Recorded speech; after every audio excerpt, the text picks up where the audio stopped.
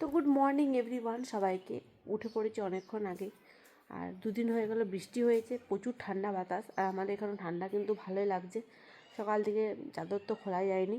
তো এখন যাব আমি হচ্ছে কি রান্নাঘরে জলখাবার একটু বানাবো, তো ভাবলাম তোমার সাথে একটু শেয়ার করি। জলখাবার বানাবার আগে দেখো, চলো তোমার একটু প্রকৃতিটা একটু দেখায় আমাদের বাড়ির। এই যে দেখো কত সুন্দর সুন্দর ফুল ফুটেছে, দেখো একদম। আর এইটা আমি মিশো থেকে নিয়েছিলাম, জানো কত সুন্দর লাগছে না? এই যে ফুলটা দারুণ লাগে, এই একদম নীল, একদম নীল অপরাজিতা যাকে বলে, একদম একদম ডিপ কালারটা দেখো, একদম ডিপ। এই যে, আর কত সুন্দর বাতাস দিচ্ছে দেখো।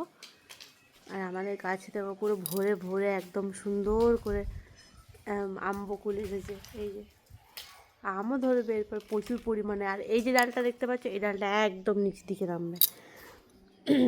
আর এখানে হচ্ছে সাদা ফুলও ফুটতে শুরু করেছে, আমার ঠান্ডা চলে গেছে, আমার সাদা ফুল। আর এখানে হচ্ছে গিয়ে আতা, যখন সিজন হবে তখন তো আতা তো ধরবেই। তো চলো এখন যাবো জলখাবার বানাবো। কী জলখাবার বানাবো সেটা তোমার সাথে অবশ্যই শেয়ার করবো। মানে একদম সিম্পল খাবার এখন বানাবো। আর রাত্রে তো এখন দেখা যাবে। আর বাতাস দেখো, কত বাতাস দেখো, প্রচুর বাতাস শুরু হয়ে গেছে। মানে একদম এবারে এখান ভরে ভরে একবারে চলে আসবে।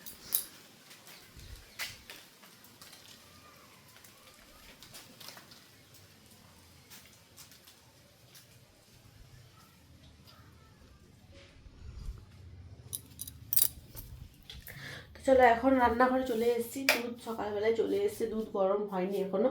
তো সকালবেলা আমি এই যে কালকের জন্য দুধ ছিল, তো এটা গরম করা হয়েছে, এটা রেখে দিই। আর এখন বানাবো হচ্ছে কি আলু ভাজবো। আলু ভাজা মানে সকালবেলাতেই বেটুকে টিফিনে দিয়েছিলাম আলু ভাজা। এই যে আলু ভাজা রেডি করা আছে এখন। আর এইবারে করবো হচ্ছে গিয়ে এই যে আটা তো মাখা আছে। চলো ঝটপট করে রুটিগুলো করে নিই।